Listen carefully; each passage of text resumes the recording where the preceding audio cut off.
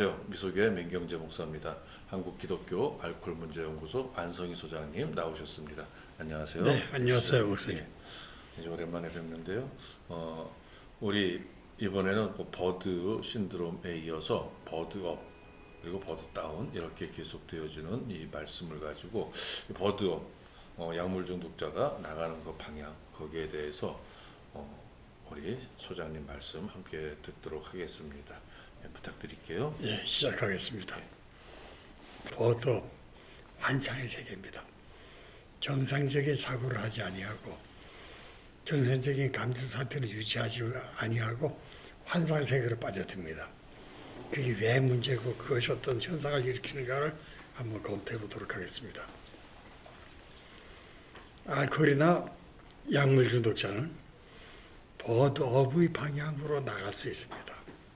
곧 환상의 세계로 들어가는 것입니다. 그러면 알코올 중독이나 약물에 대해 자신을 속이기 시작합니다.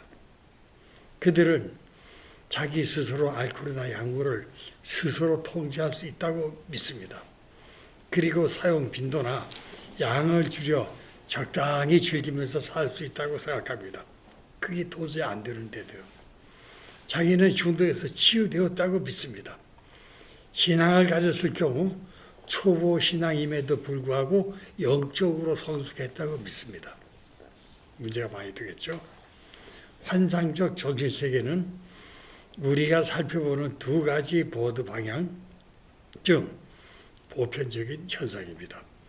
회복적인 중독자가 버드업 상태에 들어가 이와 같은 환상의 세계에 빠지게 되면 나는 중독 문제를 해결했어 라고 말합니다.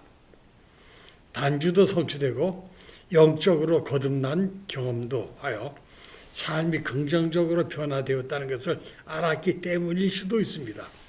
신체적으로, 정신적으로, 정서적으로 또 영적으로 관계운에 있어서 이러한 긍정적 변화는 사실입니다.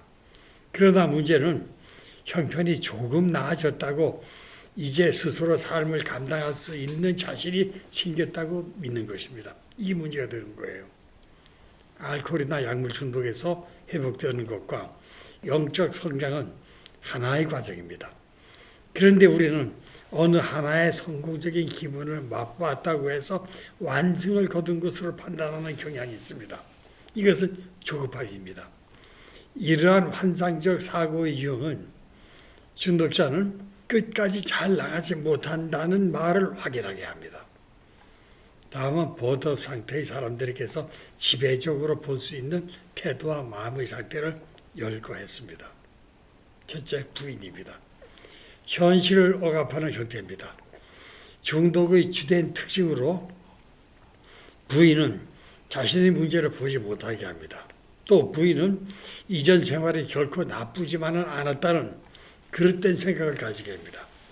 우리가 과거에 어떤 사람이었는지 잊고자 하는 것입니다. 두 번째, 투사입니다. 문제의 행동을 다른 사람의 탓으로 돌림으로써 자신이 그릇된 행동을 은폐하는 일종의 방어 기제입니다. 투사는 잘못했다는 생각을 갖지 않게 하며 스스로 중독을 통제할 수 있고 또 자기의 삶을 조절할 수 있다고 믿게 합니다. 세 번째가 합리화입니다.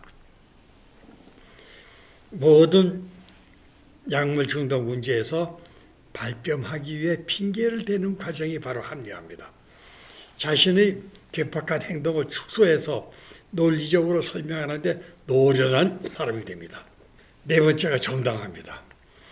부인과 합리화가 복합되어 있는 현상이 정당화입니다. 그들은 다른 사람, 장소, 사건들을 문제 삼습니다. 그리고 이것을 가지고 그들이 저지른 일을 설명하고 변명을 합니다. 과거의 잘못된 행동, 그 행동을 정당화하는 것입니다.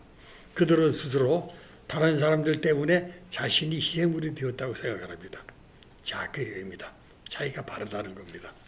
자기가 저지른 그릇된 행동이나 태도는 발뺌하면서도 똑같은 일을 다른 사람이 저지르면 질책을 합니다. 자기 자신을 평가하지 않고 다른 모든 사람을 평가하기 시작합니다. 따라서 매우 거만하고 건방지며 모든 사람을 비판하거나 자기는 항상 옳다고 생각하는 사람이 됩니다. 다음에 과신입니다. 여섯 번째, 과신입니다. 중독자들은 이제 얼마든지 모든 것을 통제할 수 있다고 생각을 합니다. 단주 생활을 하는 것이 자만과 자랑이 되기도 합니다. 그들은 성취했다고 생각하기 시작합니다. 이와 같이 과신하는 태도는 그들을 파멸로 이끕니다. 일곱 번째, 적대감입니다.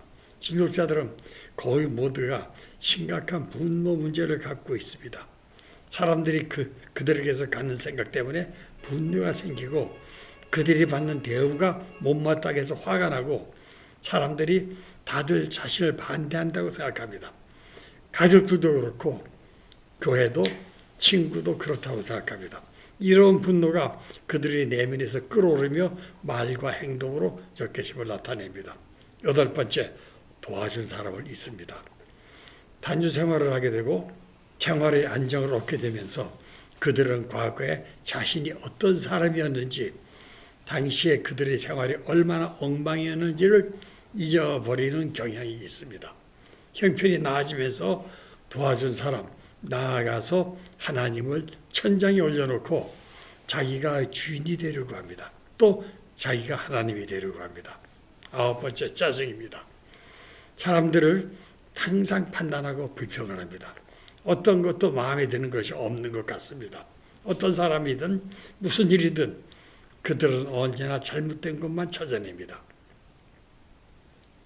이런 사람은 평안과 안정감이 없으며 아주 불쾌한 삶을 삽니다. 열 번째, 과잉 행동입니다. 이런 상황에서 그들은 활동을 멈추지 않습니다. 항상 무엇인가 하지 않으면 안 됩니다. 앉아서 토론을 하든가 교회 봉사를 하든가 성경 공부와 같은 비활동성 일에는 불편해합니다. 무엇인가 목적도 없이 이리저리 움직이고 돌아다닙니다. 그래서 이런 유형의 중독자들이 교차하는 경향을 보이는데 알코올이나 약물 중독에서 일 중독으로 옮겨가서 바쁘게 일해야 한다는 강박관념을 갖게 됩니다. 11번째, 조급함입니다. 그들은 안정감이 없이 부지런히 생활하려는 욕구를 갖습니다. 그러나 모든 일이 그들의 생각대로 빨리 진행되지는 않습니다. 사람이라면 꼭 해야 할 일이라고 그들이 생각하고 그렇게 해야 한다고 바라는 것들을 다른 사람들은 즉각 하지 않습니다. 그래서 화가 나고 조급해집니다. 이런 조급함은 회복의 걸림돌이 됩니다. 12번째, 반항입니다. 그들은 삶에서 권위에 도전합니다. 권위에 대한 반항입니다. 그들은 자기 방식대로 살고 싶어합니다. 그들은 단주하게 되었고 또 무엇을 해야 하는가 또 잘 알고 있습니다. 다른 사람들이 그들의 삶에 대해 이래라 저래라 하는 말을 듣고 싶지도 않고 또 들을 필요도 없습니다. 그들은 그들이 원하는 대로 살고 싶어하며 또 살 것입니다. 가족이 무엇을 하든 그들에게는 상관이 없습니다. 이상으로 이걸 마치도록 하겠습니다. 예, 감사합니다. 말씀을 듣다 보니까요, 이게 좀 심리적인 방어 기제하고 많이 이제 좀 비슷하게 나가는 그런 부분들도 있는 것 같고요. 어쨌든 이들이 그저 술을 끊는 과정, 단주를 하는 그 과정에 여러 가지 심리적인 문제들이 잘 이제 녹아져서 좀 좋은 방향으로 가야 되는데 이런 버드업 같은 경우는 좀 많이 우리가 지양하고 조심해야 될 것 같습니다. 예, 붕 떠가지고 그 환상의 세계에 빠지는 겁니다. 말하자면 조신자가 기도해서 성령 받았다고 해가지고 내가 아주 거룩한 사람이 된 것처럼 믿음이 완성된 것처럼 붕 떠가지고 그렇죠. 생활하는 사람과 똑같은 현상이거든요. 상당히 위험합니다. 왜 제가 설교할 때 가끔 출석부 신앙이라는 걸 얘기하잖아요. 근데 그게 뭐냐면은 처음에 은혜 좀 받았다고 나왔다고 이제 새벽기도 나왔다가 장로님 권사님 새벽기도 안 나온 거 보고 내 신앙이 더 낫다, 내가 더 우월하다 그 사람들보다 이렇게 생각하는 똑같은 현상입니다. 그러한 거죠. 예, 알겠습니다. 예, 오늘 이 말씀 여기까지 마치고요. 다음 주에는 버드 다운에 대해서 또 다음 주에는 버드 다운에 대해서 또 함께 알아보도록 하겠습니다.